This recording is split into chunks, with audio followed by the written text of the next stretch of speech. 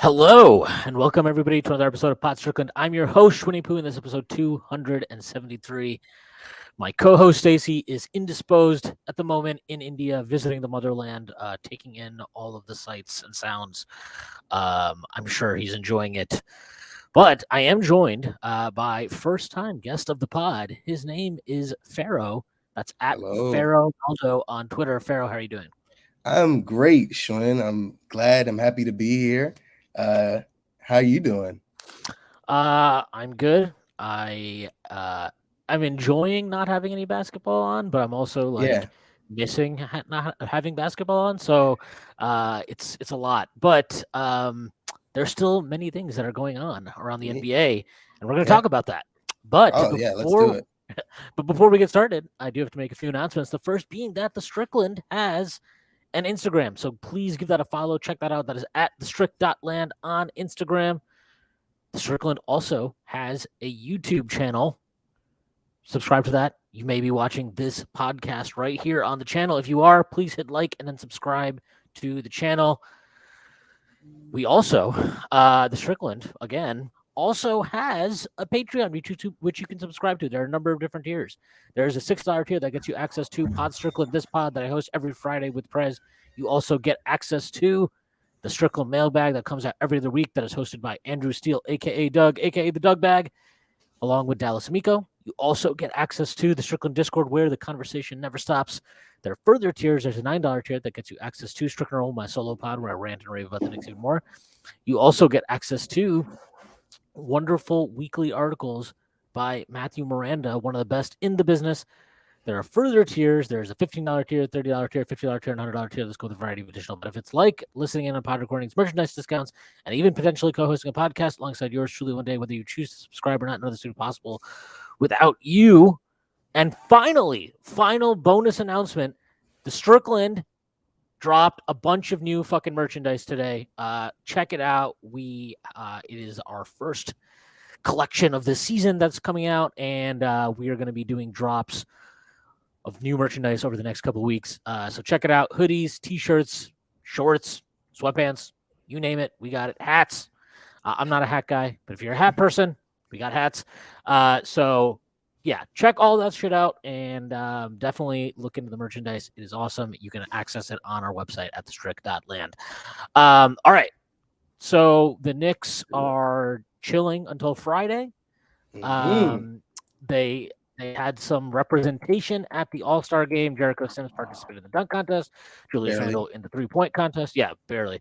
Julius Randle in the three-point contest. It was apparently that was a very big discussion point because people get really upset when the Knicks have anything go for them. But it was fine. They did not win either. And quite frankly, they might have put in more effort though than occurred on Sunday night during the All-Star game. Which Did Did Julius win the All-Star game? Was he on the team that won? I didn't even watch that shit. no, he was on Team LeBron, I Oh, think they lost. Like I don't know. It was awful. It was yeah. It so was terrible. I turned it off. yeah, it was terrible. There's no I don't even understand the point of having the All-Star game if that's like what they're gonna do. And honestly, like the entire weekend was awful. Like I don't really understand what they're doing with any of this shit. Like they turned the skills competition into this weird thing now with three players like on a team, and then for some reason the Antetokounmpos are a team. Like I don't know why that's a thing. I think they Um, won one year and it just became like a thing. I don't know. Like it's honestly just the weirdest like slop fest of the league stars without any sort of like actual competition. yeah, I don't really understand it. So the skill like Saturday All Star Saturday is actually like usually one of my favorite things because I think it's just like a fun day. This Mhm. year was terrible though. Like I mean, you look at the 3-point competition. You know, you're pulling like they have to have Julius Randle in there. You know what I mean? It's just it's ridiculous. And it was cool that Damian Lillard won. Yeah. But like the dunk contest, like look, I know the Mac McClung is a fun story and whatever, but like He's not he's even in the not. league. Yeah, that's it. I just don't understand it. And like if that's really the best field that they could drum up for that, I'd rather they just don't do it. Like Yeah, Trey Murphy and no fault to Jericho Sims. I thought Jericho Sims was gonna make it regardless, but wasn't he even like a replacement? He didn't even get originally selected. yeah, I think what was reported at least a couple of days ago was that like Obi Toppin had been invited to do it again. And Yeah. he was like, "Well, if I don't do it, will Jericho get in?" I guess they said yes. So I don't know. It's just I don't Weird. really understand. Like, I get that these guys don't want to play hard on Sunday and risk injury and all this shit. Like, I get that. Mhm. But I mean, what the fuck What's the was that? point? It's just like these guys walking up. They're not even playing. Like, I mean, Jason Tatum had like 55 points, and it was like not impressive at all. Like, it's just okay. You're getting wide open threes, Yeah. and you're getting Like wide Jalen open Brown said, it dunks, was a and it's like, glorified layup line. yeah, it was terrible. I just, Mm. I don't know. I'm so like I would rather they just don't do anything. Like, I'd rather they just Yeah. say, "Hey, yeah, we have a midseason break, and these are the All-Star teams, and that's what these guys like. Look, these are the All-Stars. But they're not going to play." Like, I'd Yeah. rather do that. Than that. And I know, like, I think SGA had a quote where he said something like, money talks, and it's Yeah. like, I get that, like, sure, but at some point you would think, like, if you're on the floor with all these other dudes that are, you're all like considered the best players in the NBA. At some point you would think like the competitive juices would kick in and there would be some level of like, I don't know, No. yeah, like and it was weird because last year they actually with the Elam ending, I remember like towards the end of the game it was actually like pretty competitive. Yeah, it was actually like that's what I was looking forward to. I was like, maybe they'll follow up on that, but it just it felt too flat. Yeah, I don't really know what that was Yeah, about. it was weird. It was the whole weekend was just awful. So, um, uh, Adam Silver and the league office and the players and the association, like, they actually need to like figure something out because that's Yeah, just not a good product at all. And I if I didn't like, what casual person is going to tune in on a Saturday night to go watch like Mac McClung and Jericho nobody. Sims? Yeah, it's just stupid. So I don't really know what they're going to do, but they do have to do something. All right, so you know, there's plenty of good things happening for the Knicks, but the Knicks did beat the shit out of the Hawks Right before the break. right Yep. before the break, and literally about I don't know, an hour ago, half an hour ago, the Hawks finally dismissed Nate Yeah. McMillan as their head That was the coach. last straw. So I don't know. I'm like, I don't think he. I mean, he probably wasn't doing a good job. So I'm not gonna like act like he's been wrongfully terminated here. But like, I don't really see what. I don't know what they expect. Like, it feels like they think they should be a lot better than they are. Yeah. And I just look at that roster and I'm like, okay, you have Trae, you have DeJounte. I don't know. I didn't really like love the fit initially anyway. Me neither. Um, and then you've got like Capella. Like, I don't know. It just the roster itself. There's no wings. They have one good wing. AJ Griffin is a rookie, and he looks Yeah. good, but like he's a rookie. That's it. I just don't really. Yeah, I just don't really understand what they're doing there. I think DeAndre Hunter is awful. He's been I terrible. Since he was drafted, Yeah. he was So I don't terrible. know. Yeah, I mean, I don't know. I just look at this team and I'm like, it feels like you guys want to be something that you're not, and it's just It's a I don't know. Band-Aid. Again, It's a Band-Aid. I yeah, mean, I think the locker room is probably pretty vibe free. Like the vibes are probably in the grave in that Atlanta locker room with between Trae and DeJounte. And there's like been reports like they don't get along as well as they thought they would and all kind of shit, which shocker, right? Like super surprising that those two wouldn't get along. But I think the locker room is probably just in hell. So that's like the easiest first step that they can take to try to repair it. Like, let's just get a new guy in there, which they said Quinn Snyder is like their favorite, which I don't even like. He's not even a guy that's like so fucking great that you're like, oh, yeah, let's fire Nate. Let's get Nate up out of here so we can get Quinn Snyder in the building. Like, yeah. I mean, I don't really like. You're probably not going to do a full coaching search in the middle of the season, nah, but maybe they are. I have no clue. But like I don't think Nate McMillan is particularly good as like he's fine, I guess. no, he's But not. and it's whatever. They've had him for 3 years. It's cool. Like sometimes it just burns out, and that is Yeah, what it is. But like, yeah, I don't. I mean, the thing is, like, maybe they can get Quinn Snyder, who I think is a pretty good coach, but it's like they're he's okay, yeah, but it's just like and this not doesn't seem like there's like much of a direction, like a stark direction for them to go in at this point. Like I don't see what, like you said, I don't see who they think they are to where they're gonna get results that are just so much better than what they've been getting this season with Nate. Yeah, and I mean the other thing about that's like kind of not being is their front office is just kind of like all over the place, right? They fired Schlenk or they reassigned him or whatever verbiage they wanted Mhm. to use. Schlenk, who was the GM, like I think a couple months into the season, and then they've got like Landry Fields now in the front office, and Kyle Korver, and then I think the owner's son is in the front office too, and it's like it just feels Weird. like if I'm a coach, I'm looking at that situation and I'll interview. Obviously, I'd take any fucking interview, Yeah, but right. like I would definitely need to get some real assurances about what the structure is of Yeah, the what front the fuck is office. going on? Yeah, and who's making decisions and what kind of like security I have. Because this is what Landry Fields just said. This is something I've been monitoring to have the overall showing that we did. I don't want to put too much on the last couple of games with Charlotte and New York, but those were definitely significant. We're just not seeing enough progress. And it's like, I mean, look, I get it. The defense, we destroyed them. Charlotte put up like 144 on them the game before that. Yeah. So I get that. Like, I agree. Like, obviously they should be better than that. But I don't know. I mean, I just look at this again. I just look at this roster and I'm like, okay, Trae Young is probably the worst defender in basketball, or one of them anyway. Yeah, like bottom five. Dejounte Murray is good. He's I okay. mean, Yeah, he's above Murray's like average. Murray's good. Yeah, he's okay. I think Capella's, when he's good, like when he's right physically, he's good, but he doesn't look like he's moving the same way as he did a couple Nah, years he's ago. he's cooked. Okongwu's Who knows what he okay. Like, is? Like, right, John Collins is a guy. Like, they just don't have anybody that you're like, oh wow, this guy. Like, of course your defense should be much better because look at all these players. Like DeAndre Hunter is a myth. Like he's just not that guy defensively. Never has been. yeah, So I don't really. I don't know. I'm just if I'm. And then like, you still got the whole like Trae DeJounte. Like I don't really understand what. Does Trae want to play defense or does Trae want like was the issue there that Nate McMillan didn't hold him accountable, or was the issue that like Trae doesn't give a shit? yeah. And if it's the latter, then like maybe a new coach can come in and connect with him in a way that Nate didn't or Lloyd Pierce before him didn't. But like at some point, if you keep changing the coach and that doesn't change, that piece of it doesn't change, it's probably Yeah. just Trae. Right to say you got to look at the ingredients.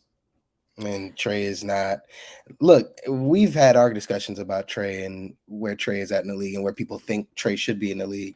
And I mean, that's why I was so glad that the Knicks didn't go and get DeJounte, right? Because now, like, you have to pay DeJounte in the summer, don't you?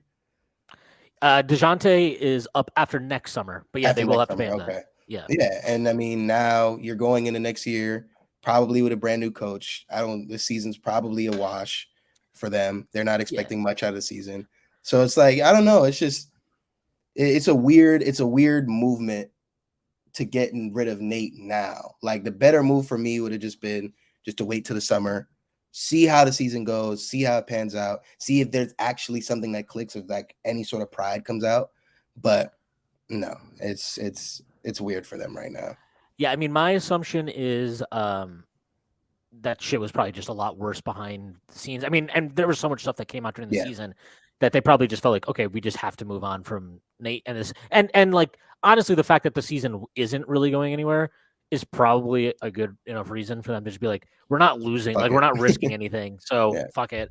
Um, and I don't know. I just they just seem like I don't want to say they have a direction, but I think they just fucked up. Like I don't Yeah. really like the DeJounte. I never liked the DeJounte Murray trade.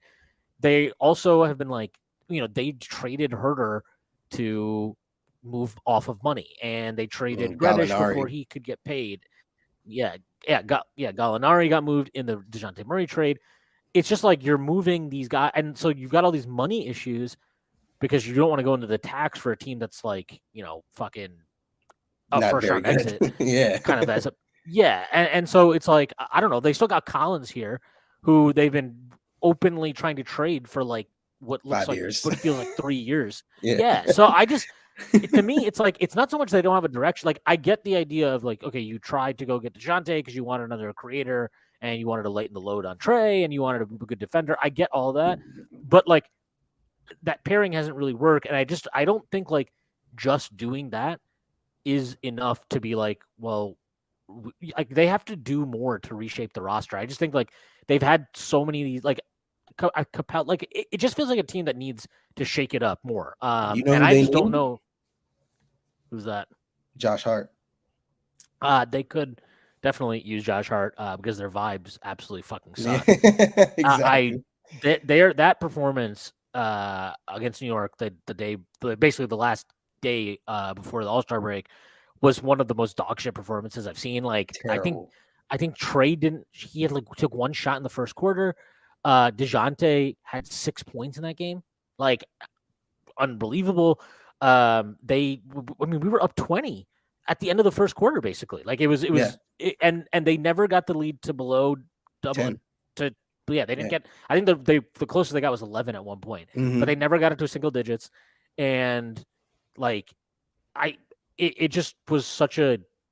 I've watched that game so many times in my life, but it's usually like that. But with the Knicks, like Right, I've exactly. seen that 1,000 times, so I know exactly what that is, and it's just like you know, again, like as a coach, if you can't motivate your team and you can't get them motivated, then it is time to go. Yeah, it's got we got to get Um, out of there. but like at some point, I don't know. It just feels like again with Trae, like I don't really understand what his motivations are. I don't know what makes him tick, but it's like he didn't like Lloyd Pierce, and then like he loved Nate McMillan when he first took over, and it was like, oh, Nate's he's hard on him and he's holding him accountable and he's making him Right. a point guard and all this shit, and then it's like then he doesn't like Nate anymore now, and I just you know is he a guy that like I don't know. I'm curious because I have never really been high on Trae. I just think that like his flaws are significant.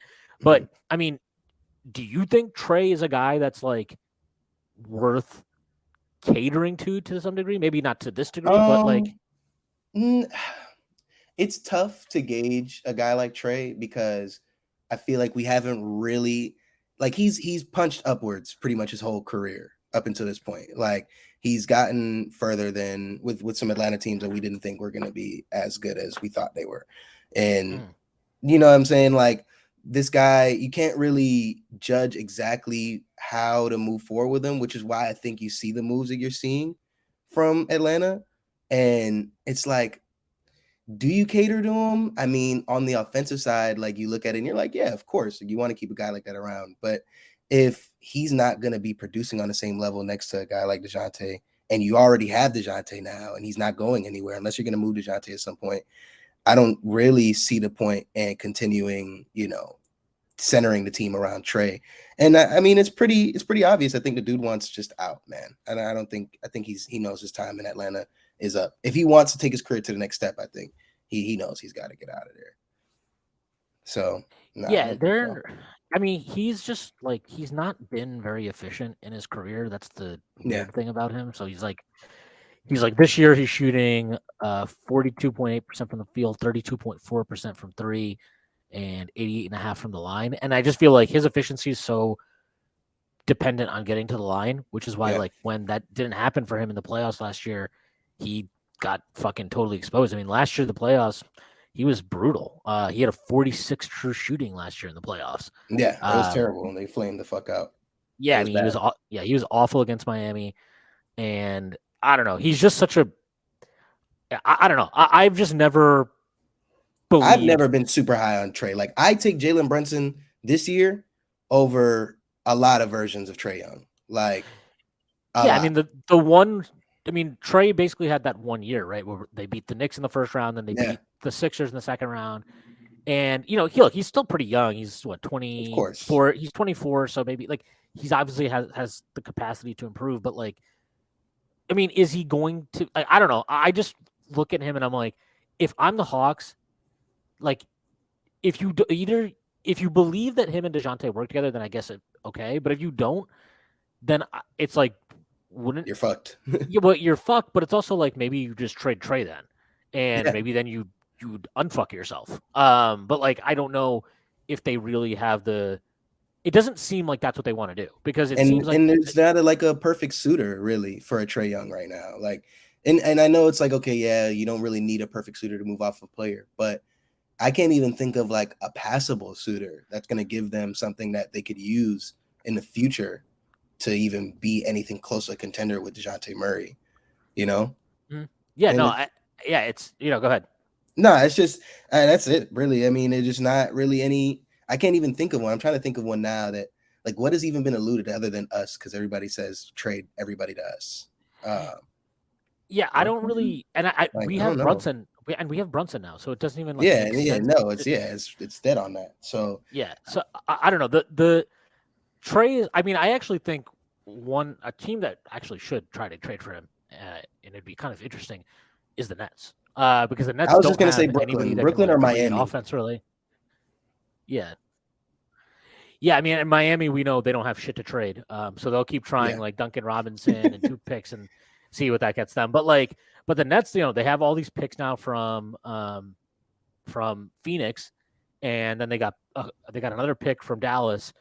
Obviously, they don't have their own picks, but they do have those picks, and then they've got like 5 billion 3-and-D wings. Like that's a team. I mean, that would actually suit Atlanta too, right? It's like okay, yeah, we trade Trae, we get picks back, and we get 3 or 4 of these 3-and-D guys, and they make sense next to Dejounte. And now maybe we actually can have a really good defense, and our offense maybe doesn't come down as much as people yeah. as much as people expected because the bad thing the worst part I think for them of like what they did is last year they were second in the league in offensive rating during the regular season, and then Mm. this year they make this move to get DeJounte, they're down to 14th. So it's Oh like wow, yeah, like I didn't even know that. that's and their defense is still not good. Their defense is 21st in defensive rating this year at 115.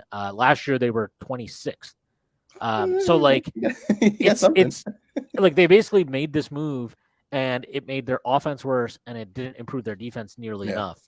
And it's just like I don't know. They're all over the place. I'm seeing a team like that. It's like makes me happy in the sense of yeah. I'm like I've seen I've seen many Knicks teams like this where it's just Mm-hmm. you're just making moves. But like I don't know if they're actually smart moves and you compare that to like the Knicks right now, and we'll see. Obviously, he's only played 3 games, but like you look at a move like getting Josh Hart and what he brings to the table and how the team has responded since that acquisition. It's like, yeah, I mean, there's not saying the Knicks front office has been perfect, but I do think that they are pretty well run, and I think that they're like, you know, I think they're a pretty good management group. If you can question like the wisdom of not tanking, not bottoming out ever, and trying to just be as good as you can every single year.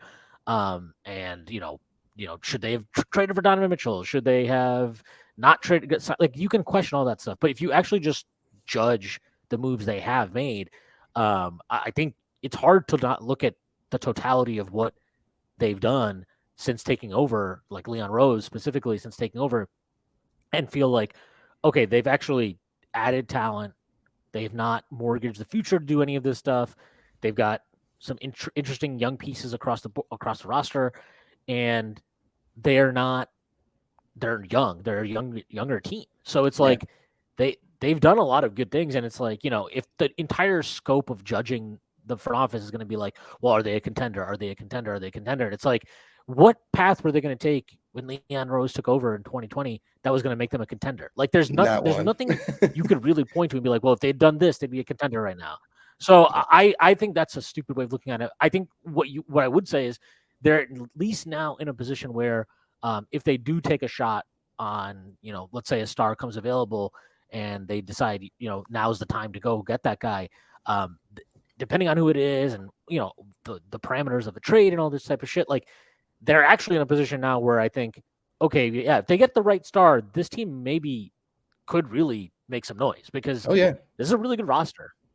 and all the like any sort of halfway mistakes you can try to pin on this front office, they've almost like flawlessly worked their way out of them. Like between the Fournier trade and he renovating. No, you got for the Fournier trade, you have the whole Cam Reddish situation now. Like, I can't think of a situation that they didn't handle almost perfectly, really. Like the whole draft day stuff with getting off of Burks and Noel and all that. Like all of their quote unquote mistakes, which you could really at the time of doing all of the things that they did, you can argue that, Fournier, we needed, quote unquote, needed shooting, right? You're moving off of Reggie Bullock, you go get Evan Fournier. At the time, I was fine with it. It was a lot of money, but I was fine with it. The market wasn't super deep for shooters. Evan Fournier's right there. Bada bing, Tibbs likes him. It could be that. But now Fournier's out of rotation. He's fine with it. He's not being a locker room cancer. He comes in one of the games. I can't remember exactly which game it was, but he comes in and everybody's on Twitter saying that RJ Barrett needs to find a new job because he comes in and torches the game on fire. So it's just like that's a testament to show how well run things are going with the Knicks right now. That a guy that hadn't played in however many games before that can just step in, no complaints, no worries, and just come in and fill in whatever gap we had. So yeah, no, this front office, I'm a huge fan of them. Ever since they stepped in, I was really big fan of Leon Rose and what he could bring. And yeah, man, this is the best, in my short life. I'm only 24 years old, about to be 25, but this is the best the Knicks have been ever, in my opinion, as far as depth, money, and draft picks and assets moving forward. It's by far the best we've been. The Melo days were cool. I was a little kid. It was cool seeing Melo, and it was cool being a playoff team. But realistically, what was that team accomplishing? We were never going to beat Miami. But right now, the situation we're in right now, I mean, we were talking about it last night. Like, I don't really see too many teams that are just dog walking us in a playoff series right now. Like, utterly destroying us. I don't really think any team can do that to us right now. 6-game series, I'd say so, but there's a lot of teams that don't want to see the Knicks in the first round right now. And I mean, Yeah, like I said to you, we're the deepest team in the NBA. Yeah, I mean, it's our depth is very good. It's crazy how much adding Josh Hart really makes that even more obvious now. But like, yeah, I mean, you look at this roster right now, there's a 9-man rotation, right? And, you've got Brunson, Grimes, RJ, Randall, and Mitch once he's back as the starters. And then you've got Quickly, you've got Hart, you've got Obi, and then you've got Hartenstein, who's playing really fucking well now. Would you say Deuce? And yeah, and Deuce and Sims are situational. Yeah. But like that top 9, I mean, other than RJ Barrett, who's having some weird ass fucking season right now, there's not a single guy in that rotation that you're like not sure about his minutes. Like, I guess you could argue Obi, but he plays like 5 minutes anyway, so it doesn't really matter. But like, you look at a team like Cleveland, and obviously their top 4 guys are really fucking good, but like their bench sucks. And I know they got Danny Green. Maybe he'll have some juice. I'm skeptical. And they just don't have a lot of things there. Like, I think that's a bad matchup for Cleveland, and that's a good matchup for us because, my biggest concern in any playoff series with this team is Tibbs' ability to adjust and adapt to what a coach is throwing at him. Cleveland just doesn't actually have a lot of options to like switch shit up, and because of that, I think it's a pretty good matchup for us overall and for Tibbs specifically. And it's like, their biggest, like, they don't have. I don't think Mobley's really good. I don't think he can physically right now defend Julius Randle. Not this version of Julius. No, not yet. Yeah, and maybe Julius is going to go to the playoffs again, and he'll turn into a pumpkin again. But like, I'm a little bit. I'm like cautiously optimistic that he at least won't totally, just suck like he did against Atlanta. Because we have Brunson now, he's not initiating as much, and man, like I don't know. I just think that's a good matchup for us and a rough one for Cleveland. But then, like, do I think we could beat the Celtics? No, but I do think we would be like, you take a couple games maybe from. I'm about to say a 6-game series for sure. Yeah. And another thing about Cleveland, I don't think they match up that well against anybody, to be honest, just because they're too static. Like, as far as flexibility goes, I just don't think they can throw enough at the teams that they're gonna be seeing in the playoffs. Other than, maybe they see Miami, but even then, I just feel like Miami's too switchable on defense. Like, I don't know. Like, Cleveland's in a weird spot because how much is Jared Allen making? Not saying Jared Allen's a bad player, but Uh, Jared Allen's about like 20 million a year. yeah, okay. So I feel like the next step for them is obviously, Mobley taking that center role and them going with a full, get another wing in there instead of the double bigs. It's working in the regular season, but I don't think Cleveland's as real as people want them to be. And people were talking real big about Cleveland ever since they made the, you know, blockbuster superstar trade of the century for the greatest player we've ever seen walk the earth, Donovan Mitchell. Just lockdown defender, amazing electric score that would fit into any system, right? Donovan Mitchell. So I don't know. I don't think the Cavaliers are as good as people like to say they are. And like you said, yeah, the Knicks, man, they're taking a couple games off of the Bucks. They're taking a couple games off of Boston. And I'd go as far as to say we're beating Miami. We're beating Cleveland. We're definitely beating the dog shit out of Chicago if they find a way into the fucking playoffs. Who else? I mean, the thing with Miami, I mean, we probably won't even end up being able to play a series against Miami because we're gonna end up probably on the same side, like the lower half or whatever the fuck.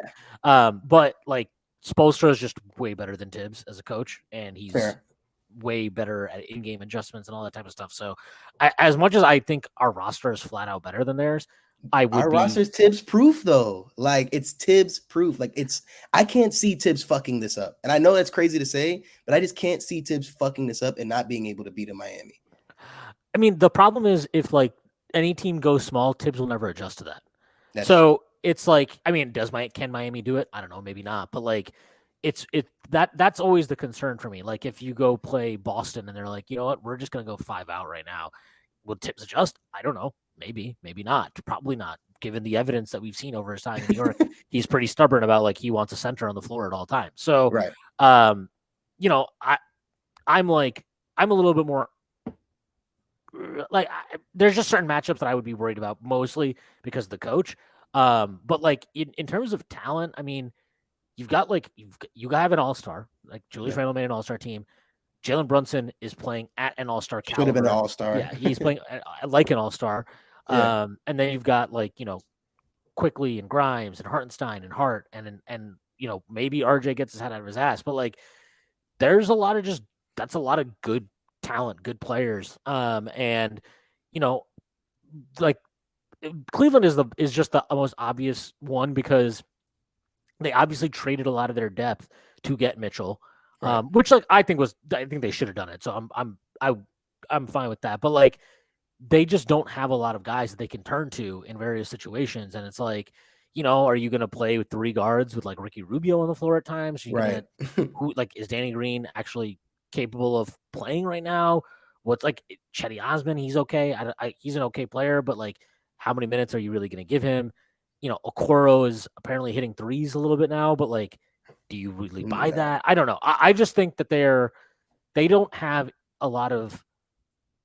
They're going to go as far as those top 4 guys take them. If those guys aren't playing well, yeah, I don't think this year was ever going to be the year for them to like go make a bunch of noise. I mean, they're still really young, so it's not like a huge crisis or anything. But I think people were saying earlier in the year there was a lot of like, maybe Cleveland is already that good, and I get it, but like I think they have a losing record away from home,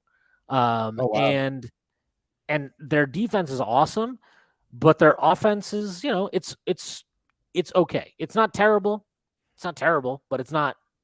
I mean, the Knicks have a better offense, so like I think it's pretty interesting to look at these teams, and obviously we know the defense for the Knicks hasn't been there consistently, but a lot of the reasons just with Mitch being out, like that's a huge drop off for us. So Cleveland right now they're 10th in offensive rating. The Knicks are 6th.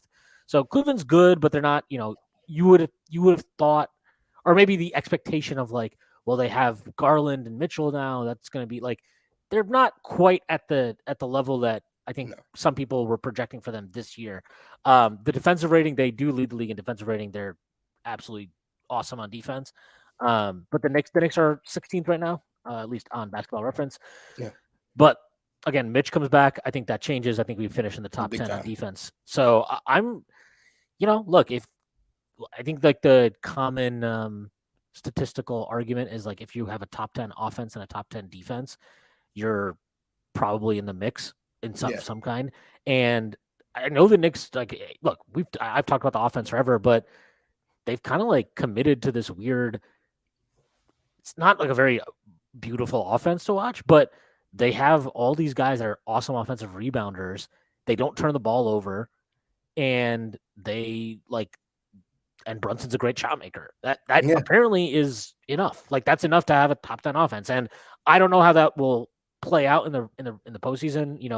Our team's able to take some of that stuff away, maybe. But you know, It's our depth, man. That's what's going to take us past a lot of these teams for me, man. It's our depth. It's that guy. It's number 5 coming off the bench, man. Like that. It's our depth is just so much better than a lot of these teams we're going to see. Like it's not just like a regular old. Oh, they have a couple guys. Like no, we have a legit 5 off the bench that are going to be like, even, I know we run a 5-man rotation or 9-man rotation, but our bench 5, like our rotation 5 is eons better than a lot of teams are going to face in the playoffs. So I don't know. I feel like that's our X factor, man. I feel like if Grimes and Quick or whoever, if Grimes is starting, whether it's Hart, we're just going to power teams off the court, man. We're going to just grind teams off the court. Like this is in Tibbs' head and Tibbs' like sadistic, weird, like enigmatic head. This is like a dream lineup for him. Like this is everything that he wants. He has 9 guys, almost 10 guys that he can trust to just run all 4 quarters, run teams off the court. And I don't know, man. I feel like it's going to get really funny in the playoffs. As long as we don't see Boston or Milwaukee first round, I definitely think we're a second round team. If you don't mind, let me turn on my light real quick. It's getting a little dark on this end. yeah. I can hear No, you. I know. I'm Philly is a tough one because I think Embiid is just really like a problem. I mean, he's a problem for everybody. It's not just the Knicks. So like that one is tough for me. I do think the Knicks, they've played Philly pretty well this year. They split the season series 2-2. Obviously, we know that we beat them at the Garden just this past month, a game in which Evan Fournier actually went off. Yeah, and so like the Knicks have played them well. I still think I would give that a team that has Harden and Embiid the edge over us in a series right now. So, but like, I wouldn't be terrified of playing them. Yeah, And I like how we match up against Philly. I like how we match up. And then other than that, like Cleveland, we talked about that. I think we match up well with them. I think a lot of people have, I had Jordan Cohen on the pod last week, and he's a Cavs guy, and he was like, yeah, he said himself he just doesn't like the matchup. He doesn't like that matchup for Cleveland. So I think that's like out there that like people do feel that way. And again, like the Hart trade just helped solidified it. Yeah, it just solidified like Deuce developing young player. I think he did a pretty admirable job. He got shit on by a lot of fans because he's not Cam Reddish, which like I don't really know why that is a problem. Glad because that's over. Yeah, I'm glad that's over. Cam Reddish shit is over. Yeah, and I mean, look, like whatever you want to say about Cam, he didn't get a shot here, didn't work out here. I think like flat out, the fact that the team improved as soon as he got benched, that doesn't need to mean that Cam is hopeless and he's a bum and it was all because of him that the team is struggling. But I do think like it justifies their choice. And honestly, like over the weekend, I went back and I watched like 4 or 5 of the games from earlier in the season where Cam was playing, in games that Cam played relatively well in. And even in those games, like, man, I'm telling you, the defense is just not good. Like he's always behind. He's always lagging behind. And it's crazy watching it on the rewatches. And it's like, it's so noticeable. And then on top of that, like he doesn't rebound the ball at all. It's again, that's one of the biggest reasons why Josh Hart was such a good pickup for us. Like he addresses one of the Knicks' biggest problems this year has been defensive rebounding. He's a great defensive rebounder. Cam was an atrocious one. And I don't say that as an exaggeration. Like he quite literally it was the worst rebounder on the team. If you go and like look at the season totals for the season, so okay, like in terms of minutes played, Cam Reddish played 438 minutes. Derrick Rose played 336. Evan Fournier played 414. Wow. So Cam played more than them. He got 31 total rebounds. He got 24 defensive rebounds, and Evan Fournier 41 defensive for Evan Fournier 41 defensive rebounds.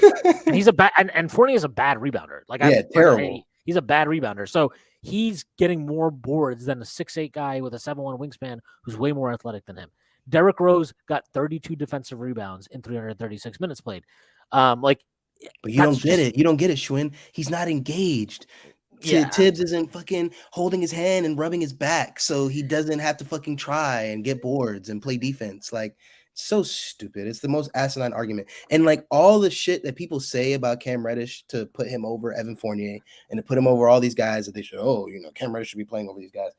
Every single reason, it's not even anything that's real. You have a 6'8" guy that's lanky and can play defense. He's not, like you said, terrible defender, terrible rebounder. His scoring's not even good. Like, I would say it's not that great. It's not even good. Like, it's average. When he tries, he can be an average scorer. But it's like, dude, you're not gonna say I will. He is a bum. He's hopeless. Like, I don't think Trailblazers are gonna turn him around and make him this fucking Rudy Gay regen that people think that he's gonna be. Like, no, he's a bum. He's hopeless. This is his third or fourth situation now where he's been just, I don't know, man. Like, I really don't like that guy. At some point, if like you constantly need, if you do this thing, it'll unlock him. If you do that thing, it'll unlock him. If you do this, at some point, if you need all of these very specific things to occur, it's probably not very good. Yeah, it just says something about you. And the reality of the situation is this: like, I don't have a problem with like Cam wanting to get traded. You know, if he wanted to trade, he wanted a bigger role. Fine, I have no problem with that. That's his prerogative. It's his career. I can't criticize him for that. But what I think is telling is like this idea. Like, I can't believe this. I'm gonna like defend Tom Thibodeau here. Like, I won't criticize him for benching Cam. I'm just not going to. And like, maybe you can argue, and I would agree that like not just Tibbs, but like the front office, the way they managed that situation was not good, and it revealed that like, yeah, they probably weren't equal. There was clashing internally, and they weren't on the same page. So I get all that, and I'm fine if that's what a thing that you want to discuss and like criticize them for. I think that's fair. That's very much in bounds. What I will not criticize him for or the front office for is pulling the plug when they did. And if you just look at Cam Reddish again, I went back and watched like 4 or 5 games from the start of the season. His defense was terrible. His rebounding is non-existent. As a scorer, he improved a lot as a slasher off the ball, but he's not somebody that can create offense, and that's really been his problem his entire career. And it's like he seems to think that he should be able to do more offensively, and he should have a bigger role. And I just think like that just shows me he doesn't get it. He does not get, like, if he wanted it, he could easily lock himself in to like making $70-80 million on his next contract if he just bought the role. If he would buy into like, okay, I'm never gonna be Cam Reddish, you know, the 5-star guy in high school that Anthony Edwards said was amazing and nobody can defend him, right? Like that's not going to be me in the NBA. And his role should be like work, you know, be a spot up shooter, attack closeouts, and get your brain together on defense and on rebounding. And all of a sudden, that's a guy that would be incredibly. I mean, that's the reason why I liked them taking a shot on Reddish, because it's like you see the physical tools, you see his size, it's all there for him, but he doesn't want to do it. He doesn't seem like that's not where he's mentally at in his career yet. He has not accepted that like this might be his role. And like, look, we're talking about Cam.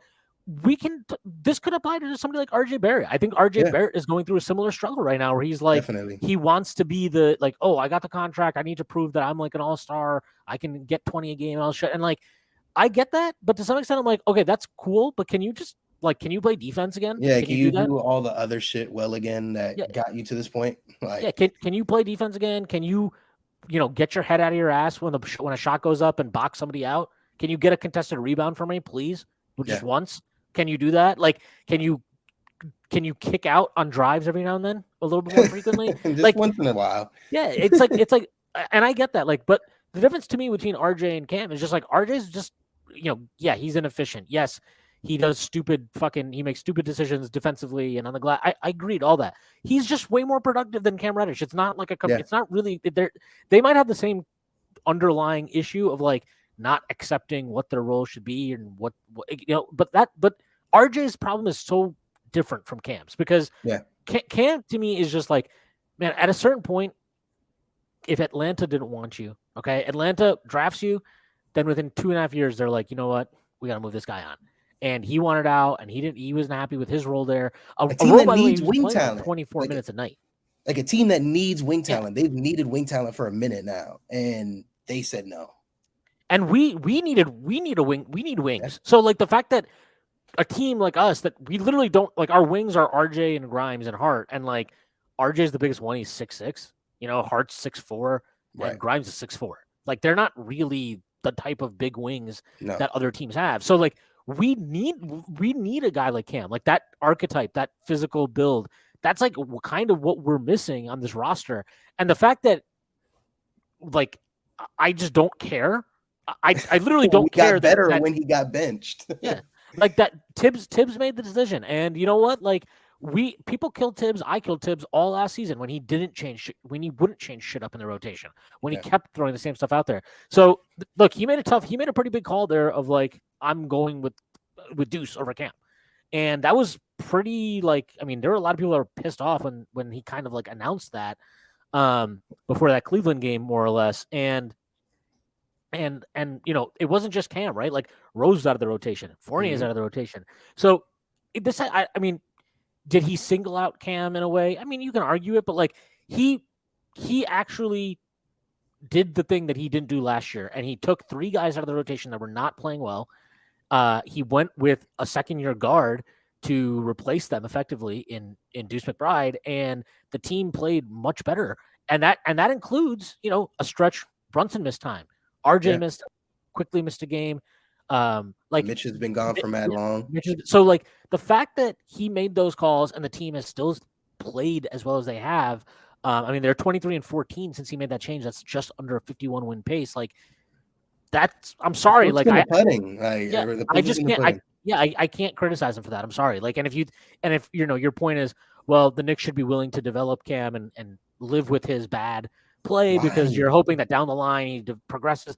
Sure, but like we already know that this team is trying to win basketball games. They're not just here to like develop talent and play a bunch of young guys and see what, like, no, they want to make the playoffs. I'm assuming that there's some kind of like internal push probably from Dolan to be a competitive team, to be a playoff team at least this year. Everybody like last year was miserable. It was a step back after like a very fun season, and this year feels like, I don't know, like they're not. I don't even say they're back on track, but I do think this is like it's a much better progression. Like if you're going to be a scrappy playoff team, doing it with like a bunch of young dudes you drafted, and then Brunson and Randall and Hart, like that feels like a lot more not just sustainable but productive than what we did last year for sure. And it just feels like there's a lot more upside than there was with that 2020, 2021 team, which was really fun. But it's like, yeah. Nah, and it's like if you wanted to draft or fucking develop a talent, we have draft picks. Like people are acting like as if, oh, if we don't develop Cam Reddish, then we're just not gonna see another fucking 6'8", 6'9" guy with a long wingspan ever again. And it's like, dude, we have picks. Like, we're not gonna be that far down in the draft. Our team drafts exceptionally well. Like all the guys that Leon Rose has drafted since he's come in have played and been good in the league. Like, why can't we just draft somebody? Why is it out of the question? The whole conversation around him is so stupid and so asinine. It's ridiculous. I'm very much glad that Cam Reddish is not a Knick anymore. Thank you, but no, thank you. No, and I think the other part too is like I've seen people like be upset that the Knicks traded their first round pick to get Josh Hart, and it's like, oh my God, we're trading away another first this year. Leon Rose always trading his first round picks, and like I get that, but also at the same time, like you still have another first coming from Dallas in this year's draft. So you have that. You added a piece who is almost definitely going to stick around long term in Josh Hart, who's 27. So like, is he super young? No, but he's not. He's not going to fall off a cliff in the next 2 or 3 years. Like he's going to be part of the rotation. He's going to be a productive NBA player during that time. So you didn't just like, and quite frankly, the team is good. Like the team was good enough that I think you almost owe it to them to try to get an upgrade if you can to help them on the court. And like, look, they were 20-14 before they made the trade. They've been 3-0 since then.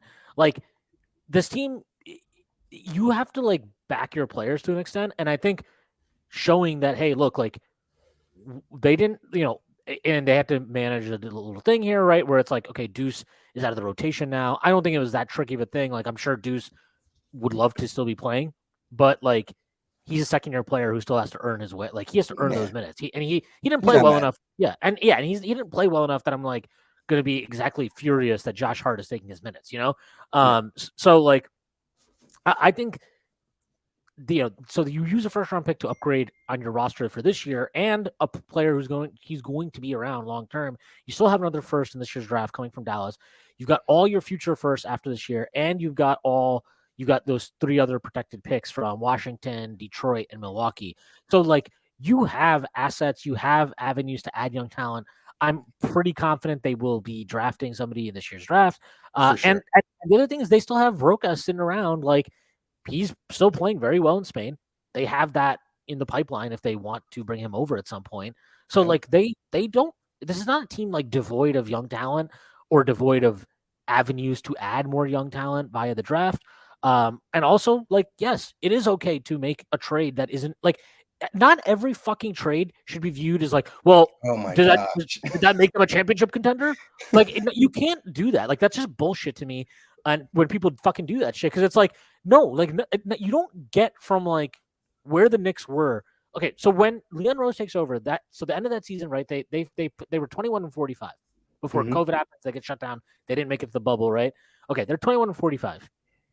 The roster was basically Randall, who 95% of Knicks fans at that point in time wanted to trade him.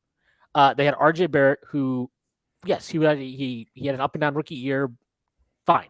And they had Mitchell Robinson, who again, yeah, good player.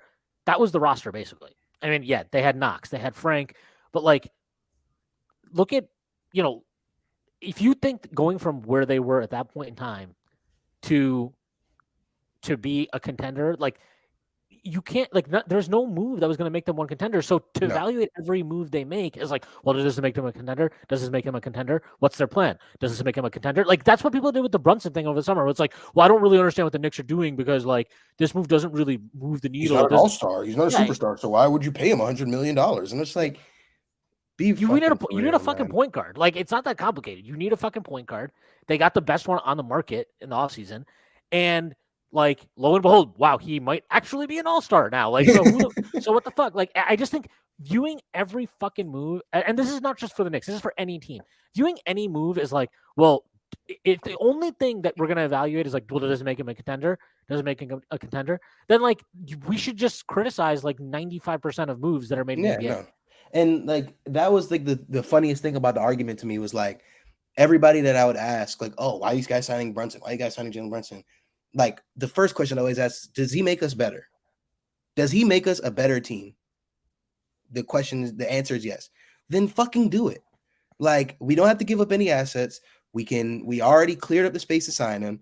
The quote unquote assets that we're going to miss so bad. The only one I actually miss is Alec Burks. I actually do miss Alec Burks. I think he'd fit right in on this roster. But regardless, I'd give up Alec Burks if it meant to sign Jalen Brunson. And it's like, I don't know, man. If the player makes us better, then what the fuck are we so angry about? As long as we're not giving up anything close to, overvalue or overly reaching for anybody, which Josh Hart wasn't a reach. People try to say the adding the pick was a reach. It's not a reach. It's not a reach. Taking a guy that's out of the rotation that we weren't going to use anyway, you're basically just trading Josh Hart for a pick at that point because Cam Reddish is nothing. To me, Cam Reddish, no, Cam Reddish didn't matter to like he existed in that trade to like make the salary work. That's it. That's basically it. Like that's the only reason he went out. And maybe he's gonna ball out in Portland. I'm quite skeptical of He's that. not. I think that's actually like a very bad. It's funny. They suck on defense. I don't think adding Cam Reddish is a particularly solid move to address that.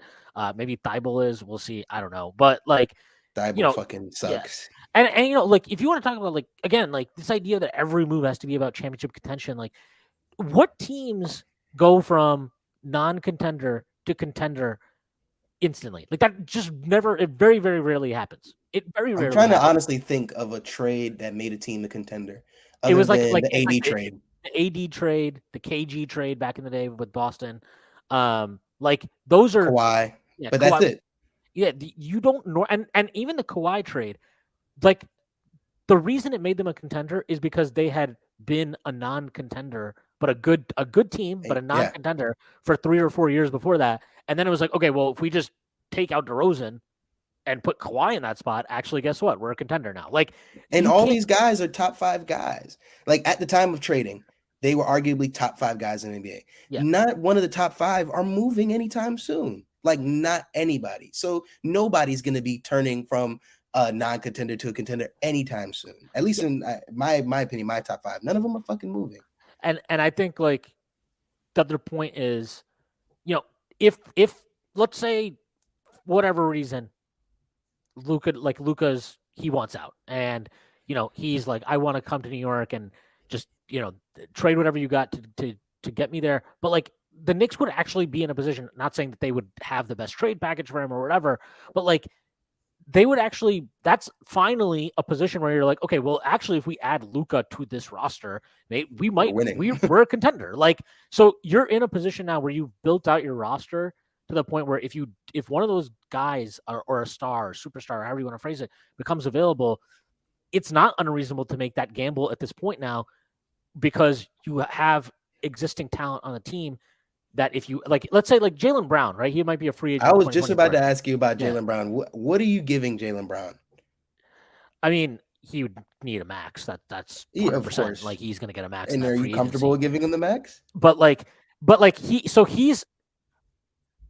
I think you have to do it if like that's available to you, even if you're I'm a little bit apprehensive about it because I don't love Jaylen Brown as much as other people do. I mean, he's really good. Don't get me wrong, but he's like.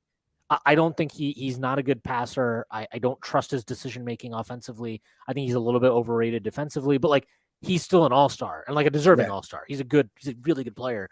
But like, yeah, that's a situation where it's like, yeah, like if for whatever reason the way like you have to trade shit because you can't clear the space and you have to work with Boston, that's like a point where I'd be like, okay, look, if the trade was literally something like RJ Barrett and whatever first for Jaylen Brown, like I'd okay if the Knicks did that. Yeah, I would be okay if the Knicks did that because yes, there's risk there. Obviously, maybe RJ figures it out. Maybe Jaylen Brown isn't a good fit, but sure. But like, you can talk me into, yeah, we don't have a top 5, top 10 guy, but if you keep the rest of your depth and it's like you're basically replacing Jaylen, like RJ Barrett with Jaylen Brown, that team might be a contender. It would be like one of those weird championship teams that doesn't definitely an ECF, like Eastern Conference finalist for sure. It's very competitive. I'll put it that way. So like it's that's like that's why you can't judge every single fucking move about did it make him a contender, because you can't make a move to become a contender until you like are good enough to be a second round exit. Yeah, you need to set the foundation. You don't have the foundation yet. You can't fucking add the house on top. Yeah, like you need the foundation, and the Knicks haven't had that foundation in a very, very long time. And we have probably the best foundation in the NBA to like add a star to. Out of the teams that are trying to add a star right now, I mean, if you try to list them out, it would be like you can try to say Sacramento, Brooklyn, yeah, I mean Miami. I mean maybe let's see, Orlando. Orlando's interesting. I think they're that. Nah, but Orlando's rocking right now. They're chilling. Maybe they are, but like see, like that Orlando's an interesting one though because, like I mean, look, obviously they didn't do the trade, and I would not blame them for not doing it, but like if they had traded all their future firsts or whatever for Donovan Mitchell, like that team might they might be a like dark horse this year. Right. So like they're an interesting team to me because I think they're in a position now with all the picks. They have all their picks. I think they have a couple from other teams coming in. They have one from Chicago. I think they have one from Denver that they're still owed from the Aaron Gordon trade. Mm-hmm. But like, yeah, I mean, they're a team where it's like, yeah, man, depending, we'll see. Somebody always becomes available because it's the NBA. But it's like if they get the right guard with that team, they could be cooking because they're a Yeah. fucking problem defensively. Like Wagner and Paolo, and they got all these big dudes. They're just a tough. Wendell's my guy. I love Wendell Carter. Yeah, I've always loved them, and they're just a weird ass team, and it's like, you get the right guy there, they might already be on the cusp of something. I mean, I think they're 19-15 in their last 34 games. Obviously, we played them recently. I thought that game was really good. It was like a very competitive game, but they're a fucking tough team to match up with given their size. So they're an interesting one. But yeah, I mean, look, I think at the very least, it's the fact is like the Knicks actually have a foundation now where you can imagine like if we can plug in star player X, that player might actually be able to lift us to be a contender. Yeah. Like I don't know, Devin Booker is probably not going anywhere anytime soon. But if the Knicks got him, I think where else is he looking, man? Yeah, I mean, I just think that would be like that's basically what we don't have is a star wing scorer. And yeah, I mean, I think if that was available and the Knicks were able to do that move like that, yeah, I think that would be like that's just one you have to make, and it's also one where you're like, I do think that the Knicks would be a contender if they added a player like Devin Booker into like again, if it was like the RJ and bunch of picks package. I think that move definitely makes them better now, and it would almost certainly, in my opinion anyway, make them a contender. Yeah, for sure, without a doubt. We add a start of this, what we got cooking right now, without giving up much more than, like you said, RJ and picks, or maybe even a combination of Grimes and.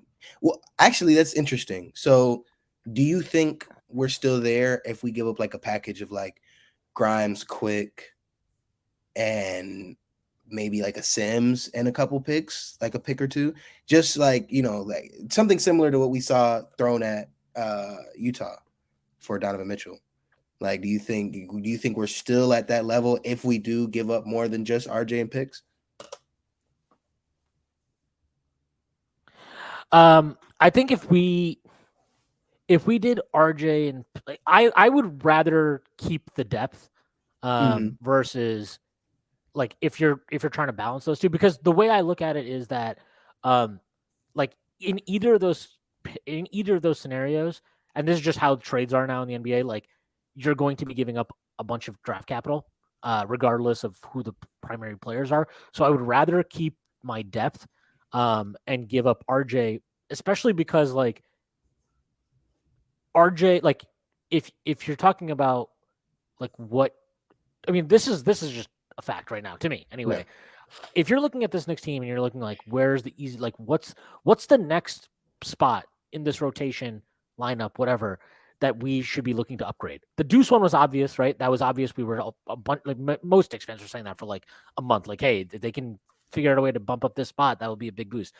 But you look at the bench now and you're like, yeah, maybe a different type of four to back up Randall because Tibbs doesn't, he's not really interested. Fucking hates Obi Toppin's guts for whatever. Yeah, whatever it is. But like, maybe that'll give you a bump, but it's not going to be a significant one. It would be a very minor bump.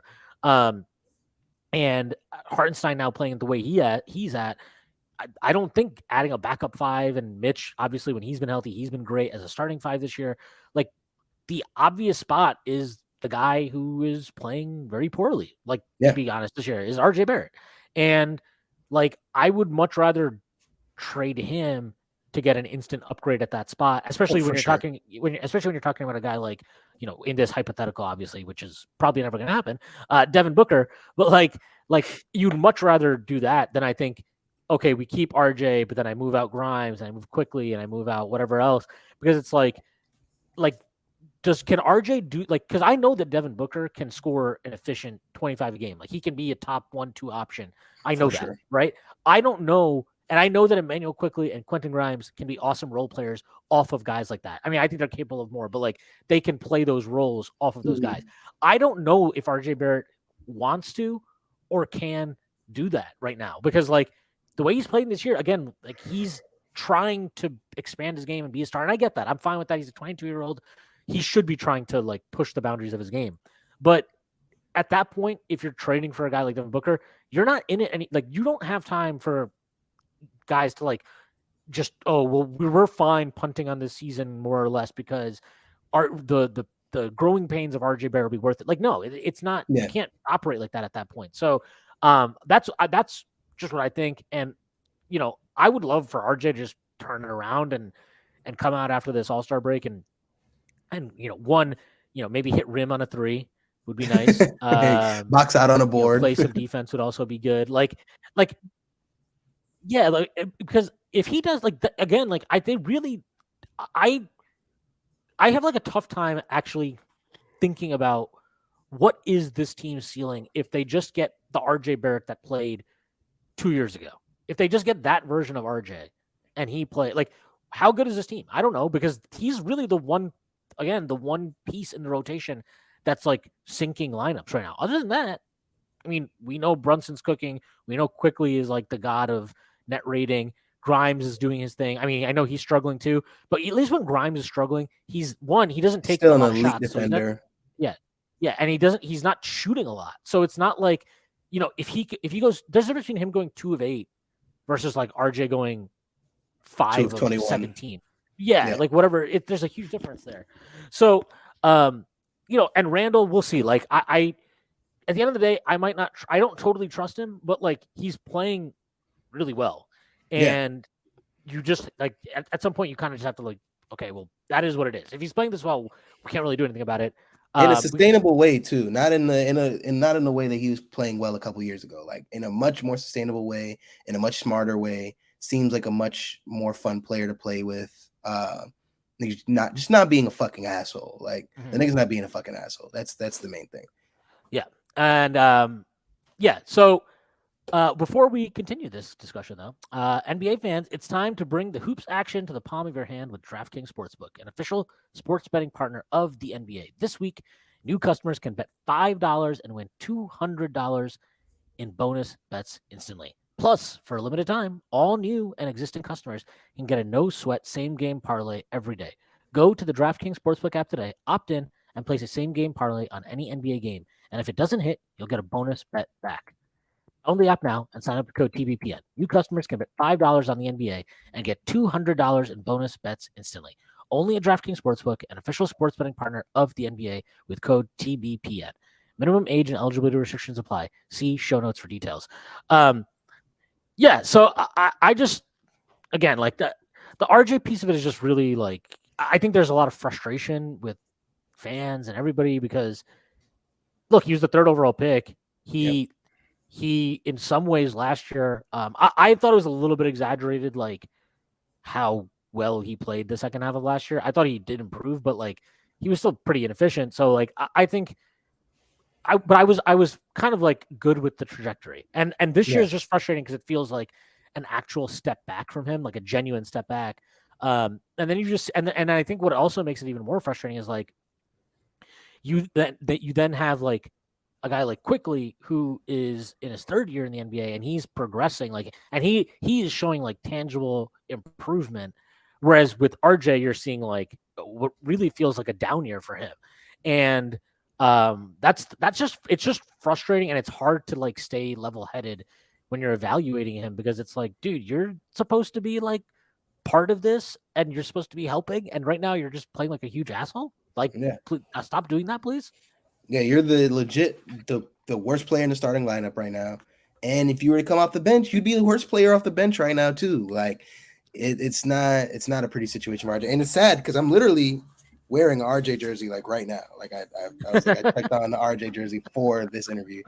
But it's sad, but it's like, dude, the guy I can't really defend him. I've been the biggest RJ Barrett supporter and defender for his whole career. And as much as he's 22 years old and figuring it out and just got paid a big contract and all that. It's just like there's just so much shit that is just unacceptable. Like I just cannot accept it. Like I can't find it in the fiber of me to defend it. Like it's in it, most of it, 95% of it comes down to effort and giving a fuck. And it's like you would think with the team being much better than it's ever been in his career that it would be, he'd have some sort of fire in him to try to be that guy and, put in 110% effort, but it's just not been that.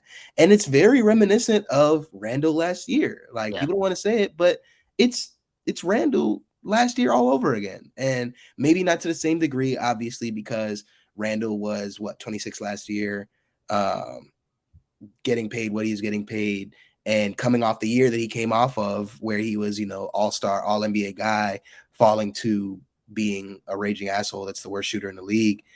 Like now RJ Barrett is like, he went from a 20-night guy on, like you said, below average efficiency to now, dude, it's hard to even say what even the guy is good at right now. Like it's hard to even say what is RJ Barrett's, strength right now. You can say driving, but he's not even doing that at an efficient level. He doesn't even have any touch around the rim right now. It's tough to watch the dude play. He's lost.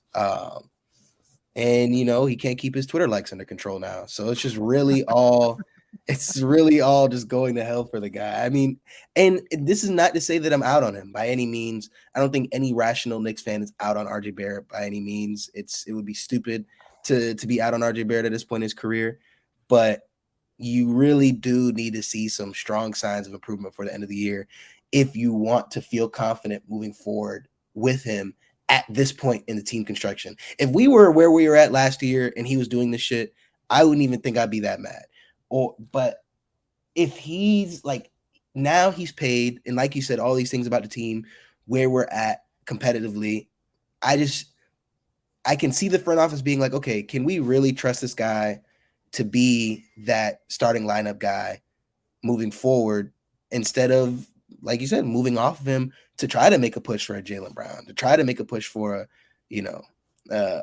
whoever you want to, name, insert shooting guard, insert wing guy here. It's just like, that's a big decision that they're going to have to make this summer because maybe I'm overblowing it a little bit. Maybe I'm being a little bit too, reactionary or whatever, but I do feel like this summer and next summer, especially even more so, are like two of the most important summers for Leon and co. as far as taking this team to the next step. Because I think this team has a lot of juice right now and we have a lot going for us, but wasted time can just fucking ruin all of that. And putting all of our stock behind RJ Barrett right now, what we're seeing from RJ Barrett, it could deem detrimental. It could be, pretty bad for us. So like I said, I don't want to get too down on RJ Barrett because we've seen the guy be shitty and come back and be great before, or be good at least. I think, and like I said, 95% of the things that I'm saying aren't even skill based. Like I know what the guy can bring to the table when he gives a fuck. It's just that he doesn't seem to really give any fucks at all about anything. Yeah, so. I mean, I think he's just he needed the All-Star break maybe more than anybody on the team. So hopefully he comes back and he's in a better place. But yeah, I mean, he was a mess. I mean, even that last game against Atlanta, I liked some of the drives he was making. I liked that part of it. I need him to make a three. I don't know what's going on with this 3-point shot. It looks so broke sometimes, and then other times it is so weird. Like when it's almost like his entire jump shot changes when he's in a shitty mode. Like when he's being shitty, it's almost like like his form and everything just changes. Like he just becomes a completely different player. So frustrating. And he's just like, he's not moving well this year, which is the other part of it that's like really frustrating. He just is moving. It's like he's slow. His reactions are slow. He doesn't look like his lateral movement has been pretty poor at times. Like, I don't know. It's really weird watching him. And like, I don't know, maybe he's hurt. I have no idea. I can't give him that benefit of the doubt though, because he's playing. He's playing. He's on the court.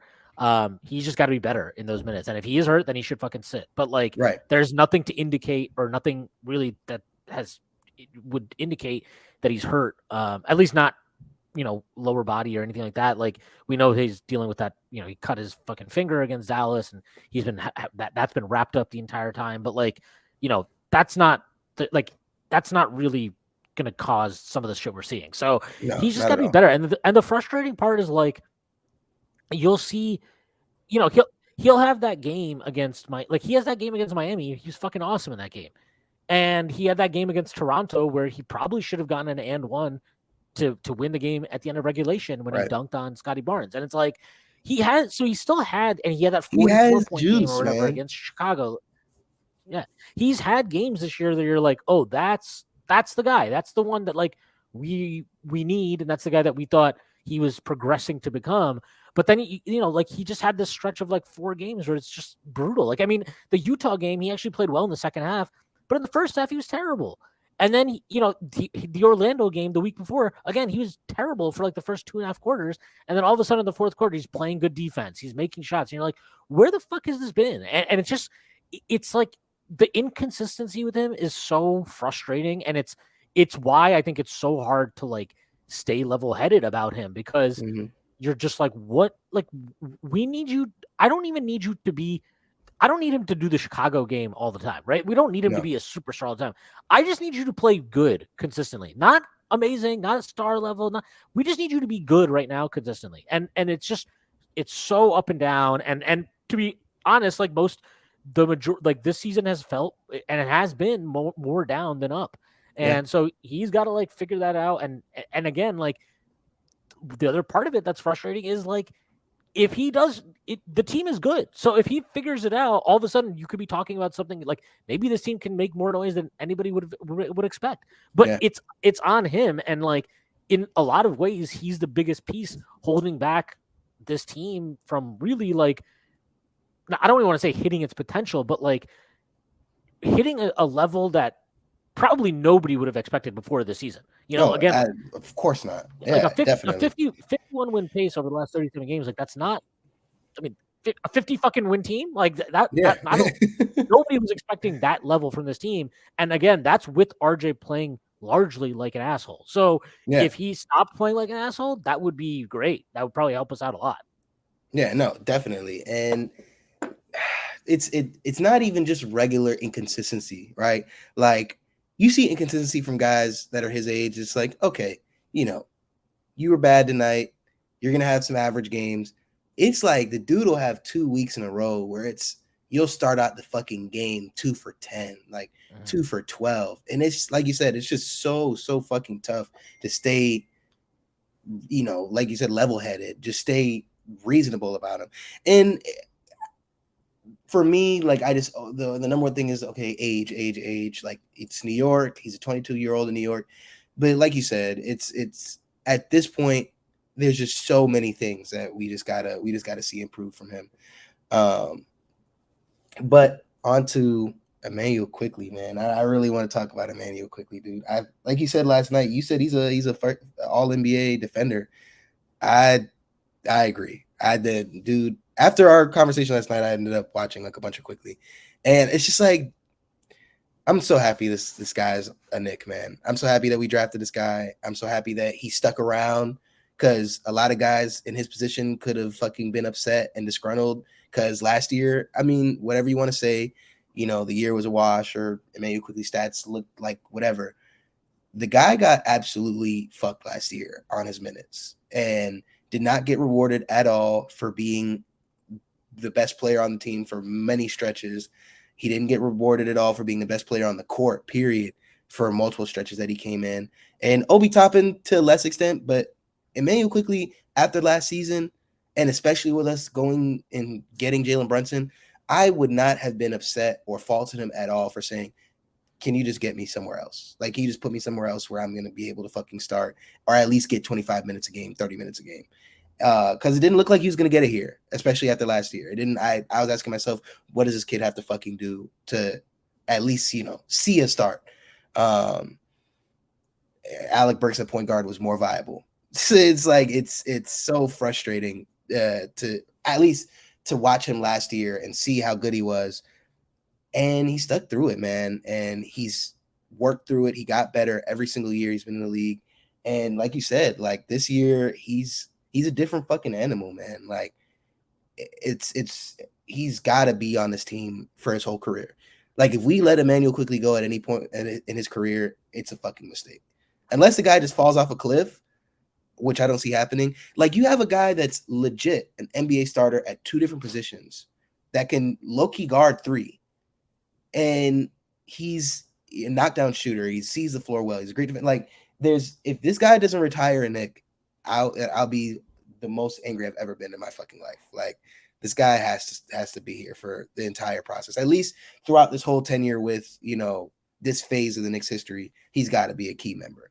And like I was saying to you last night, I wouldn't be surprised if the big swing move and all this down the road, maybe a couple years down the road from now, is trading away Jalen Brunson in the last couple years of his contract. I know that sounds blasphemous to say right now with how good he's fucking been, but that's how much I really like Emmanuel quickly and think he can be not just a piece, but like a starter, a top 3 player on a championship contender. Like that guy is really, really, really fucking good. Yeah. I just this front office is never trading Jalen Brunson, so no, it's not happening. Yeah, it's not happening. But I mean, and I think that Quick and Brunson, they play really well together, so I don't really mind. That doesn't bother me at all, and it doesn't block Quick from getting minutes. And as we've seen, like he hasn't played less than he hasn't played less than 20. Like last time he played under 23 minutes was against Toronto on January 16th in a 2-point loss. And I remember that fucking loss, and we were all like, he should have fucking been in the game the whole time. Yeah, it was not a good loss. But like you look at his game log since then, and it's 31 minutes against Washington, 35 minutes, 30 seconds against Atlanta, 27 minutes against Cleveland, 28 against Boston, 27 against Brooklyn, 38 against LA, 37 against Miami, 27 against LA, 28 against Philly, 31 against Orlando, 29 against Philly, 23 against Utah, 27 against Brooklyn, 23 against Atlanta. Like he's playing a lot and he's playing a pretty big role. And the big thing I think for him in some ways, in terms of like probably the biggest concern, and I think starting versus not starting, that's probably not as important, but like the opportunity to close games when you're playing well. And I've criticized Tibbs plenty, but he's been willing to close it quickly over RJ, over Grimes, so like he's shown that he trusts him now to play crunch time minutes and really be a key player for him. And to Tibbs' credit, like he's been willing to play, 2 guards next to each other against teams that are bigger, and like he's willing to take that risk. So yeah, I mean, look, Quickly is my favorite player on the team. I don't think anybody's shocked by that, but like, really? But like, I mean, he's playing great, and hopefully he closes the year out the way he's playing. But yeah, I mean, like I think he should be getting all NBA defense buzz anyway. Like, I don't expect him to get voted on, but I do think he deserves to be in that conversation. I think he's played at that level this year. I think he's a better team defender anyway right now than Quentin Grimes is. Quentin is obviously a better one-on-one defender, but in terms of like, NBA defense for the most part is not 1v1 defense. No, it's not that. So like the stuff that Quickly does, he's really good. And I think he's like probably the most, I don't want to say smartest because that always comes across weird, but like his game intelligence for sure, at least the defensively. Most savvy. Yeah, like his defensive savvy is definitely like, I know Mitch is the more impactful defender when he's on, but like that's also relative to his role and how much like centers impact defense. I think Quickly's just his ability to impact the game defensively, given what his role is on defense, is pretty spectacular. And the fact that the Knicks have him and they have Quentin Grimes, both who they drafted 25th overall. I was actually talking to Jeremy last night about this very briefly, but like, I don't think people understand how much like those guys being good impacts what the Knicks roster construction and how they go about roster building. I don't think people appreciate that because it's like they've got two legitimate rotation pieces from late in the first who fit alongside basically any type of Anyone. star, like any type of star. That influences your roster building so much, and the fact is they have them. They're locked in. They're on the team. So like when you see people freaking out, like, oh my god, I can't believe they traded a first for Josh Hart. It's like, dude, they already did well in the draft, and now they're going about using a pick to upgrade the roster just in a different way. Like you can use a pick to draft a player, or you can use a pick to To trade for a acquire a player. player. Like, yeah. So like ultimately they're still using the capital to add pieces, but like those guys make it just very easy to go about that because they fit along with so many guys. Like I didn't have any concern at all when we got Josh Hart. I was like, yeah, him and Quickly are going to be fucking awesome off the bench together. And there were people like, oh, like whose minutes are like? I just saw so many people like freaking out. Like, are we going to go back to a 10-man rotation? Like, who's? And I'm like, dude, I think it's pretty obvious Deuce is going to come out of the rotation, which is exactly what happened. Right. So like, and I look if you're going to be upset because you want to see them just commit to all the young guys and that kind of shit, fine. I can't talk you off that ledge, but like to me, I think they have played plenty of young players. And I'm fine with them. Josh Hart isn't even old. Like, Yeah. Josh Hart is literally not even old. Like, people Yeah. talk about Josh Hart as if he's like 28, 29. He's literally not. Like, what is he, 24, 25? He's 27. He's the same age as Oh, Randall, basically. fuck, really? Yeah. I look like an idiot now. I still don't think it's not No, that you big of a know, deal. but I mean, the point still stands. Like, he's not old. Like, we still have a good 4 years, I'd say, of very good Josh Hart. Mhm. And like, the same people that are going to say, oh, why did we get Josh Hart? They're going to be the same people that are going to say, why would we even get a pick that would turn into Josh Hart later? Why would we make a trade to get a pick that could turn into Josh Hart later? So there's no way to win with those people. And to your point earlier, I think the league is coming around on Quickly as far as a defender. Oh yeah. I've been seeing more and more pundits like talking about Quickly. I feel like he's moving the needle, as we say a lot. Well, I He's think getting people to Zach talk Lowe about. Zach Lowe brought him up, so now all of the NBA media has to Yeah, like now jump on the everybody's bandwagon. following. Yeah. Yep. But I think I saw a graph today that was like the top however many defenders as far as opponent field goal rating or something like that. Mm. And Emmanuel Quickly was right there. I think he's like top 6 or top 7. Now John Morant's also on that list and he was number 1. So maybe the list is bullshit.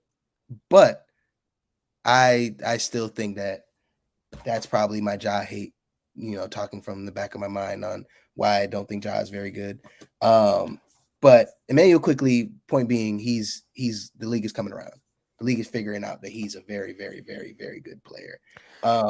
And there's many times where I'm watching Emmanuel Quickly. I think the funniest thing is anytime that somebody's watching, there'll be like 3 or 4 possessions a game where there's somebody that is just so obviously like physically bigger and stronger than Emmanuel Quickly.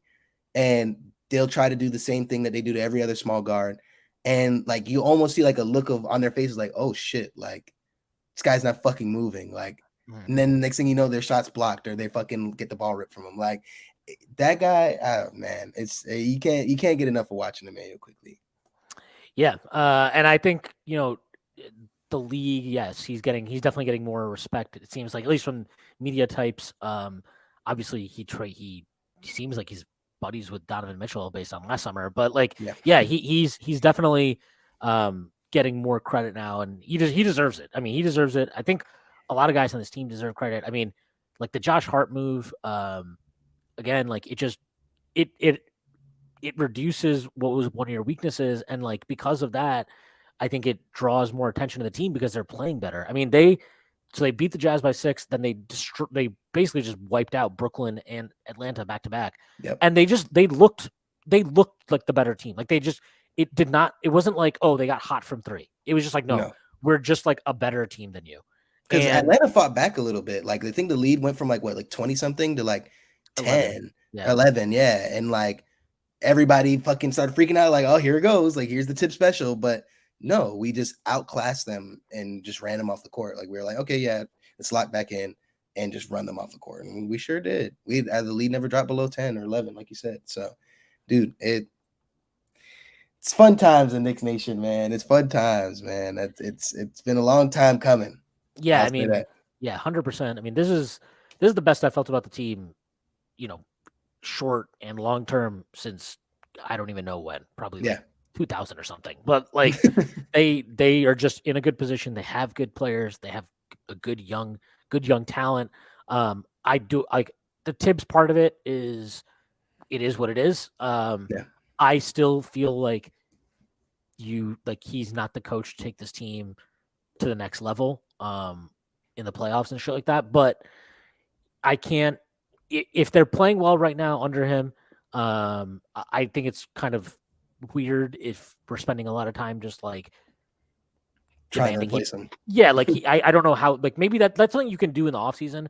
I don't think like just being good should mean that you're satisfied with your coaching. Like I suspect that they will keep Tibbs, but I also think, and I would hypothesize, I guess, that like there is a world where another coach might be able to get more out of this team. But that being said, like what Tibbs is getting out of this team is pretty good. I do think he doesn't need to get as much credit as like he gets for a lot in times like these. If anything, I would say the front office has just done a really good job of building a roster that has depth, it has upside, it has two guys playing at an all-star level. And more importantly, like okay, we know various things about Tibbs, right? Tibbs is not going to run some like awesome movement offense. Okay, fine. So we need guys that can maximize, that can play in this in how Tibbs wants to play. And this is not me ripping on Tibbs' choices. This is what it is. Tibbs is not going to run some complicated motion offense and everybody's going to no. He wants, guys that can create their own shot. He doesn't want the team to pass the ball too much because I think he wants to limit turnovers, and he values offensive rebounding. And like the fact is, the Knicks are the second best offensive rebounding team in the league, and Mitchell Robinson has missed a bunch of fucking time. Yep. But like Sims is like he's the third center, and he's a really good offensive rebounder. Hartenstein is, he looks like he's back to his best now. Like he's moving really well. He's a monster offensive rebounder. Julius has been a monster offensive rebounder this year. And then you went and added a guy like Josh Hart, who's a monster offensive and defensive rebounders. Like, so you just are getting guys that fit into how Tibbs is ultimately going to operate. And that was a problem I think that they encountered last year when, look, they tried to upgrade the talent offensively. Obviously it didn't work, right? Kemba was a corpse, and Evan was like, he was a fine shooter, but he's just a terrible defensive player. Yeah. Burks was miscast as a point guard. Yeah. Nerlens Noel fell off a cliff. Like they did not have they didn't get the rewards for signing those guys that they hoped for. But like, I think that obviously Brunson was a clear upgrade on Kemba. And also more importantly, like he can operate in pick and roll and in isolation, which is what Tibbs wants to do with his guards so much. And and then on top of that, again, like you get all these guys that are fucking monster offensive rebounders on the roster. And obviously you bet on Brunson and how he can help Julius and all these things. Like they've done a really good job of building the team out. And I think they deserve more credit from fans, but also just from like general media types who would much rather focus on and cry about them not having press conferences instead of like actually evaluating their job performance. And what Dolan does with his cameras and facial recognition. They'd much rather talk about that than how good the fucking team is. You still there? Yeah, and look, the team is playing so well that they might not have an option at some point. They're going to have to talk about. No, they're going to playoff time. They'll talk about. But actually, it was pretty funny. I was like, I mean, it was pretty funny. Like, I think the night that we played Atlanta, that was there was that Cleveland Philly game on national TV on ESPN. And before the game tipped off, I think I saw afterwards, but like Stephen A had this whole random rant, just a random arbitrary rant about how the Leon Rose didn't trade for Donovan Mitchell, and that was like, and he was just so upset and crying about it. I'm like, you do know the Knicks are like playing really well right now. Really good, right? Like, are you watching? Yeah. Like I'm not sure why this was the moment you decided to lose your mind about Donovan Mitchell, but whatever. Look, this is a good time to be a Knicks fan. It seems like let's hope they keep up the positive momentum after the All-Star break. The schedule is pretty hard. Just taking a look at it now, they have, they come out of this break, and the first game is, I believe, Washington. Yes, they have a back-to-back. Friday they play Washington in Mhm. Washington. Then they come home and they play the Pelicans on Saturday. Zion will not be playing in that game Two as his wins. rehab is. Yeah, hopefully that's 2 wins. And then they get the Celtics on Monday before closing out the season series against Brooklyn on Wednesday. So, if they can just, again, you don't, it, all they need to do, keep going 3-1, keep going 3-1, keep going 3-1. Like, you don't need to string together a fucking 10-game win streak. Just Yeah. make sure that you don't have extended losing streaks, string together some wins, and you'll be okay. Like but this schedule is no joke. The second half of the year, or not, I guess the final third of the year, really. But the Knicks actually have the talent to get through it. So Yeah, and we'll I'm pretty handle it. excited. And Yeah. like you were saying earlier about Tibbs, like you're saying, do you think that there's another coach out there that can get more out of the roster? Probably, definitely. I mean, that's pretty obvious. But I think the point of like it's not that serious because right now the quote unquote more that would we be bringing out of the roster isn't making us anything much more than what we are right now. I'd say. And when it gets to that point, then yeah, obviously I think the front office will make that move. I don't think they're afraid to make that move. But like you said on the podcast before, front offices only really get one coach firing and hiring. Mhm. And if they can make it work with Tibbs and shorten the rotation and just get some guys, get a Josh Hart for him, get some guys that are just gonna help him out and make the job easier for him in his world, then so be it. If we can rock out with Tibbs and be a playoff team and be a second round team with Tibbs, then I'm not gonna sit here and cry and complain that we don't have fucking Kenny Atkinson at the helm or Johnny Bryant. Mhm. Johnny Bryant is in the building now. It would suck if Johnny Bryant ended up leaving, go somewhere. It would suck. I'd cry for maybe 36 hours, but I'd move the fuck on and say we'll be fine without Johnny Bryant. But as long as Tibbs is here and we're doing well, there's no reason to really fucking complain. And right now we're doing pretty fucking well, I'd say. Yeah, I mean, there we haven't hit our ceiling yet under Mhm. Tibbs, so it's hard to be like, especially now, like early in the season when he was doing stupid shit, like it was a lot more reasonable to be criticizing him. But to his credit, like his end game coaching has actually gotten a lot better over the last couple of weeks. I don't know if he's listening to Johnny Bryant or some other group of nerds in the organization, but like he's made better decisions at end games. As we talked about, like he's been flexible in terms of playing, not having to close with RJ and Grimes, right? Like he's closed with Quickly and Hart. He's closed with Quick and RJ. Yeah. He's used different combinations. He closed with Hart and RJ against Utah. Like he's using different combinations, which is good to see. The one thing is like, look, the Obi thing is just weird. It is what it is. Like there's not even a point talking about it extensively because that's just one where he's not gonna play Randall less to play Obi more. It's just, Yeah, no. that's just what it is. So I've made my peace with that to some extent. But like, yeah, ultimately, like if the team is playing the way they are right now and he's coaching the way he is right now, then I largely am okay with him sticking around.